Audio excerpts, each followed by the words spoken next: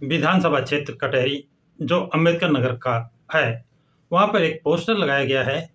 उसमें लिखा है या त अब की जिताए द या द टिक्की पा लेटाए द।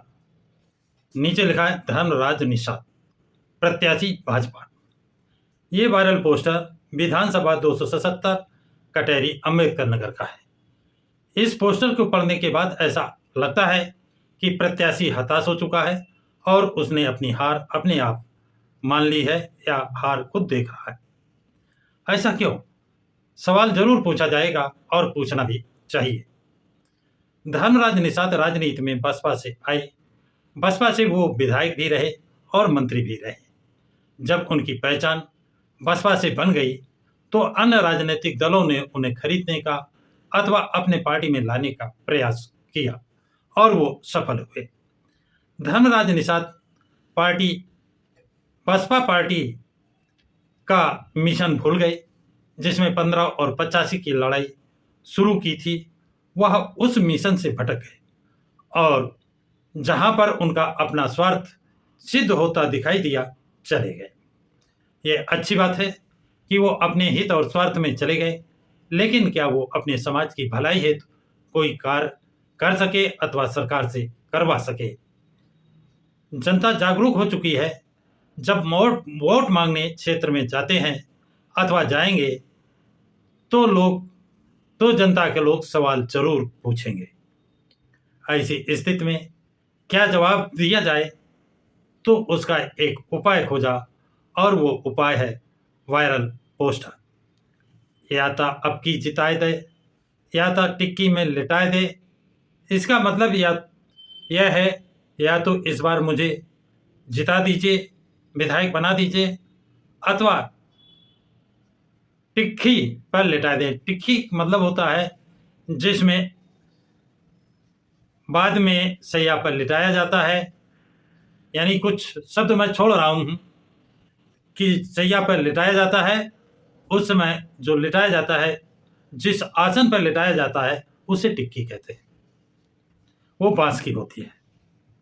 जबकि उन्हें चाहिए कि पार्टी बदलने के बाद उन्होंने क्या क्या जनहित में कार्य किए, जनता की समस्याओं का कितना समाधान किया है, उन सबको जनता के बीच में बताना चाहिए। जनता अपने आप उन्हें अच्छे कार्य अगर किए हैं तो अपने आप वोट देकर भारी बहुमत से विजय बनाएगी। लेकिन उनकी निराशावादी विचारधारा ऐसा आभास करा रही है कि जनता ने उन्हें नकार दिया है और जनता का जवाब देने की स्थिति में वो नहीं है।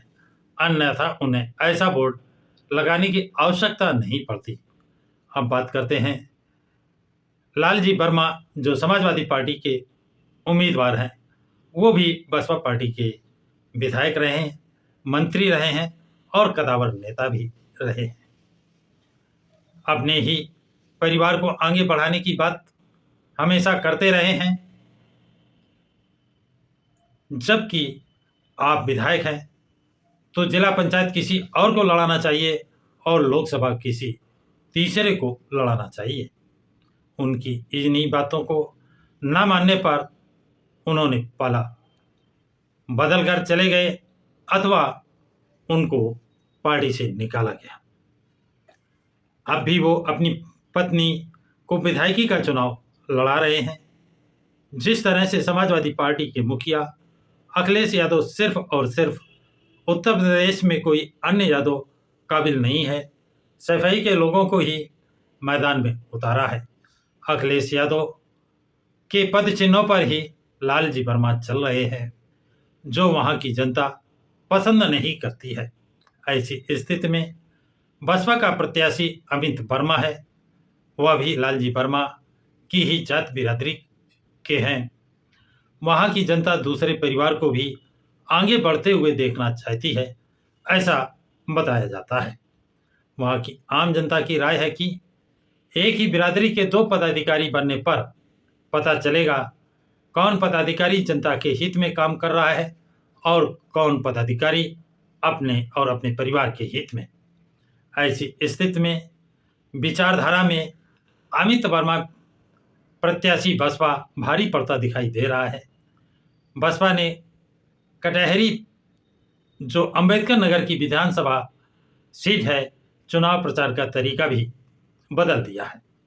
यहाँ पर प्रदेश अध्यक्ष विश्वनाथ पाल, पूर्व प्रदेश अध्यक्ष भीम राजभर, सबिया अंसारी और इंदु चौधरी जैसे स्टार प्रचारक चुनाव प्रचार की कमान संभाल रहे हैं। इंदु चौधरी जिस तरह से चुनाव प्रचार कर रही हैं वह एक अनोखा तरीका है। वह समाज में खासकर महिलाओं में इस तरह से घुल मिल जाती हैं कि उसी परिवार की सदस्य हैं, और सबसे बड़ी उनकी खासियत है कि वो उनकी हमदर्द बनती है, और सबसे बड़ी उनकी हमदर्द हैं। ये कला हमने दूसरे स्टार प्रचारकों में नहीं देखी है। बसपा का चुनाव प्रचार का असर दिखाई देने लगा है, ऐसा लोगों का कहना है। कहते हैं भगेलू राम पूर्व विधायक, बसपा वर्तमान में समाजवादी पार्टी के स्टार प्रचारक हैं। वो मंत्री भी रहे हैं।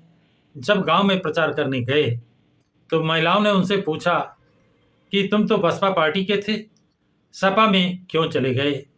तो उन्होंने जवाब दिया कि बहन जी अब पैसा लेने लगी हैं।